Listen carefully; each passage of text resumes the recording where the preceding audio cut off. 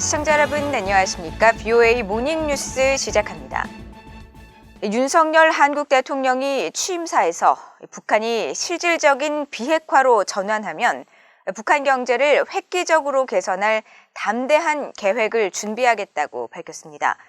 미국 내 전문가들은 북한의 비핵화 조치가 우선이라는 입장을 강조한 것이며 북한과의 관여에서 조건에 맞춰 상응 조치를 취하는 상호주의를 중요하게 여기고 있다고 평가했습니다.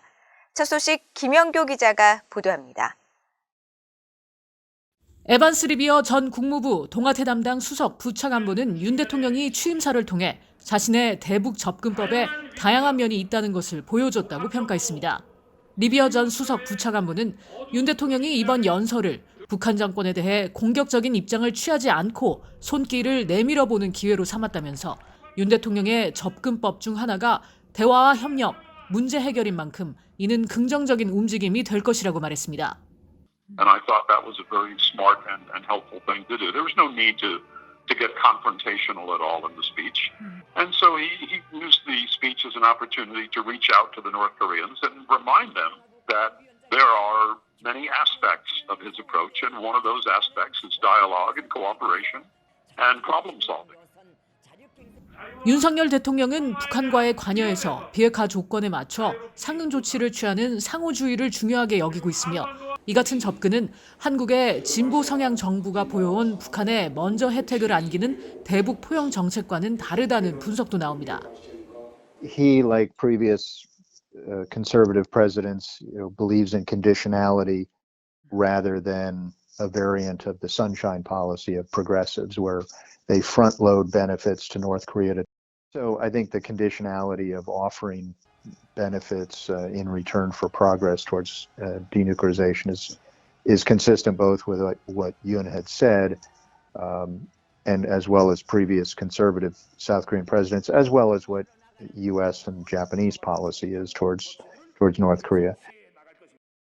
With reports now that North Korea is reversing their actions at their nuclear test site, it really, to me, that reinforces the value of making sure things are irreversible when it comes to denuclearization. 로버트 갈루치 전 국무부 북핵 특사는 북한 정권 입장에선 윤 대통령의 취임사가 비핵화를 향해 실질적인 조치를 취하라는 요구로 들렸을 것이라고 말했습니다. But they do know that they're being asked to make substantive moves to denuclearization before they get any commitment, any action on the part of the U.S., the international community, and the ROK. They must make real progress on denuclearization. 갈루치 전 특사는 그러면서 이 같은 윤 대통령의 제안에 대해 북한 정권은 그다지 달갑게 여기지 않을 것이라면서 윤 대통령이 말한 비핵화 과정의 끝에 어떤 담대한 것이 있을 수도 있겠지만 어떤 혜택이 있을지는 아직 명확하지 않다고 지적했습니다. BOA 뉴스 김현경입니다. 미국 의회 상하원 의원들이 윤석열 한국 대통령의 취임을 축하하고 북한 문제 등에 대한 미한 양국 간 긴밀한 협력을 강조했습니다. 미국 상원 외교위원회 공화당 간사를 맡고 있는 제임스 리시 상원 의원은 10일 외교위 공화당 사회연결망 서비스를 통해 윤석열 대통령의 취임을 축하하면서 미국은 북한과 중국 같은 악의적이고 위험한 행위자들을 저지하기 위한 노력에서 한국을 비롯한 인도태평양 동맹국들과의 전략적 동맹이 강화하기를 기대한다고 밝혔습니다. 의회 내에서 한반도 문제에 깊이 관여해왔던 민주당의 톰 수오지 하원 의원도 이날 자신의 사회연결망 서비스를 통해 윤 대통령의 취임을 축하한다며 앞으로도 한국과 또 한국계 미국인 사회와 함께 미한 양국이 공유하는 가치를 계속 구축해 나가기를 희망한다고 밝혔습니다.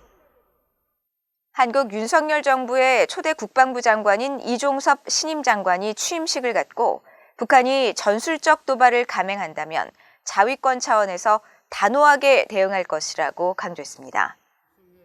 이종섭 장관은 11일 서울 국방부 청사에서 열린 취임식에서 전방위적인 안보 위협에 능동적으로 대응할 수 있도록 튼튼한 국방태세를 확립할 것이라면서 이같이 밝혔습니다.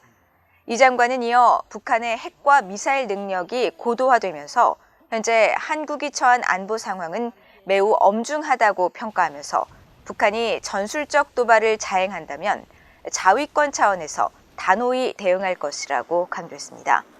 또 이를 위해 강한 훈련을 통해 군의 사기를 높이고 언제든 싸워 이길 수 있도록 준비해야 한다며 북한의 핵과 미사일 위협 대응 체계인 한국형 삼축 체계 능력을 획기적으로 강화하고 한미 군사동맹의 결속력을 높이는 동시에 상호 호혜적인 국방력 강화를 통해 변화하는 안보 환경에 최적화된 과학기술 강군을 건설하겠다고 말했습니다. 한국 윤석열 정부의 첫 국가정보원장에 외교관 출신의 안보 전문가인 김규현 전 청와대 국가안보실 1차장이 지명됐습니다. 김 후보자는 1980년 외무고시에 합격해 외교관으로 북미 1과장과 북미국 심의관, 주미 한국대사관 참사와 공사를 역임하면서 대미 외교관계에 정통한 것으로 알려졌습니다. 또 노무현 정부 당시 국방부 국제협력관을 지내면서 전시작전 통제권 전환 등 미한 간 북방 현안을 다뤘으며 박근혜 정부에서 외교부 1차관과 국가안보실 1차장, 대통령 외교안보 수석을 지내면서 남북 고위급 접촉의 수석 대표로 활동하는 등 한반도와 남북 현안, 협상에도 밝은 것으로 전해졌습니다. 미국 국방정보 분야 수장들이 북한의 탄도미사일 개발 속도와 핵실험 재개 가능성을 우려한다고 밝혔습니다. 북한이 대량 살상력을 갖춘 핵탑재 미사일로 미, 한일 세 나라를 모두 위협하면서 추가 도발 여부를 저울질하고 있다고 분석했는데 미국 상원 의원은 북한 등의 도발에 대응할 강력한 미군 필요성을 강조하면서 국방 예산 증액을 촉구했습니다. 이조은 기자입니다. 미국 국방부 산하 국방정보국 DIA의 스콧 베리어 국장은 10일 상원 군사위 청문회에 출석해 북한의 탄도미사일과 핵실험 가능성에 우려를 나타냈습니다. 베리어 국장은 북한 지도부는 북한의 힘과 결의를 과시하기 위해 다양한 탄도미사일과 순항미사일에 대한 추가 시험을 할 수 있고 사이버 공격과 다른 핵장치 시험을 강행할 수 있다고 지적했습니다. 그러면서 북한의 김정은 위원장은 자신의 체제 보전과 파괴력, 범위 면에서 확장된 군사적 역량 강화에 전념하고 있으며 이를 위해 미국과 아시아태평양 영내 동맹국들의 이익을 해치고 미국 본토를 겨냥할 수 있는 미사일 역량을 현대화하고 있다고 밝혔습니다. The agency is worried about North Korea for sure and their ballistic missile development timeline and as well as potential nuclear testing. 이날 청문회에 함께 출석한 에브릴 헤인스 미국 국가정보국장도 김 위원장이 계속 미국과 동맹을 겨냥한 핵과 재래식 역량을 꾸준히 확장하고 있다고 지적했습니다. Kim Jong-un continues to steadily expand and enhance Pyongyang's nuclear and conventional capabilities, targeting the United States and its allies, periodically using aggressive, potentially destabilizing actions to reshape the regional security environment in his favor and to reinforce its status quo as a de facto nuclear power. 이런 가운데 상원 세출위원회 국방소위원회가 개최한 청문회에선 세출위 부위원장인 공화당의 리처드 셸비 의원이 북한 등의 위협에 대응한 강력한 육군의 필요성을 강조했습니다. The Army must also be sufficiently resourced to fight and win in today's increasingly complex security environment. We also need a strong Army to deter China and respond to provocations by Iran, North Korea, and radical extremist groups.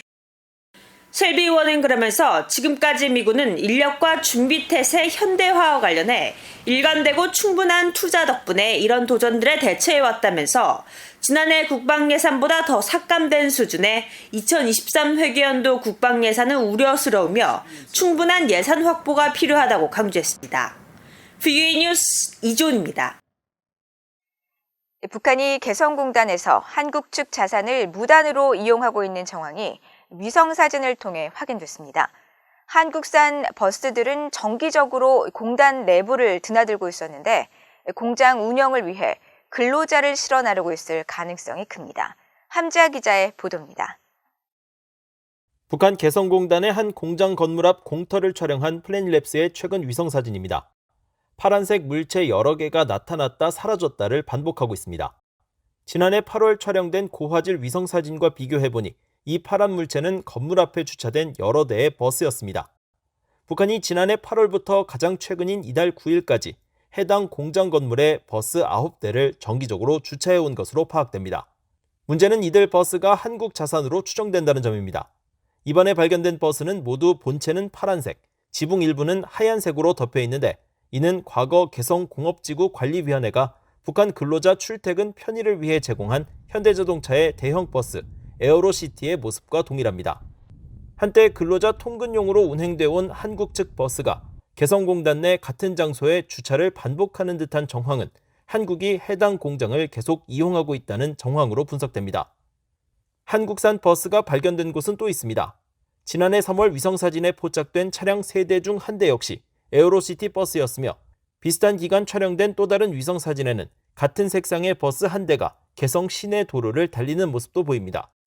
또 개성 반대편인 한국 쪽 입구 부근에는 군부대 또는 학교로 추정되는 건물과 함께 연병장 혹은 운동장으로 보이는 공터가 마련돼 있는데 이 장소에 파란색 에어로시티 버스가 정기적으로 드나들고 있습니다. 이 장소는 정기적으로 인파가 관측된다는 점에서 군부대 또는 개성공단 경비병력이 상주하는 부대일 가능성이 있습니다. 만약 이곳이 군부대라면 한국 측 자산이 북한 군에서 사용되고 있다는 점에서 큰 논란이 일 수 있습니다. 개성공단은 남북교류 활성화를 목적으로 지난 2005년 첫 가동을 시작했으며 이후 120여 개 한국 기업체가 입주해 최대 5만 명에 이르는 북한 측 근로자들을 고용해 운영돼 왔습니다. 그러나 2016년 2월 한국 정부는 북한의 핵과 장거리 미사일 시험 등을 이유로 공단 가동 중단을 결정했고 이후 북한은 한국 측 자산에 대한 전면 동결을 선언했습니다. 또 2020년에는 한국 탈북민 단체의 대북 전단 살포를 문제 삼으며 개성공단 내 한국 측 자산인 남북 공동연락사무소 건물을 아무 통보도 없이 폭파했습니다. BOE 뉴스 함지아입니다. 캐나다 국방장관이 북미 대륙을 겨냥한 대륙간 탄도미사일 ICBM과 극초음속 미사일 방어를 위해 미국과의 협력 재개 여부를 검토하고 있다고 밝혔습니다. 아니타 아난드 캐나다 국방장관은 10일 캐나다 국제문제연구소가 주최한 대담에서 캐나다 정부는 북미 대륙을 향한 적들의 공격으로부터 국민을 더 잘 보호하기 위해 필요한 대규모 검토 일환으로 탄도미사일 방어에 대한 완전하고 포괄적인 검토를 시행하고 있다면서 이같이 밝혔습니다. 그러면서 극초음속 미사일과 최첨단 순항 미사일, 사이버 공격 등의 위협으로부터 북미 대륙을 지키기 위해 최첨단 방어 시설을 혁신하고 투자해야 한다면서 최근 미국에서 로이드 오스틴 국방장관과 만나 캐나다가 미국과 함께 창설한 북미 항공우주사령부 노라드의 현대화 계획을 논의했다고 설명했습니다. 이상으로 BOA 모닝뉴스를 모두 마칩니다. 시청해주신 여러분 고맙습니다.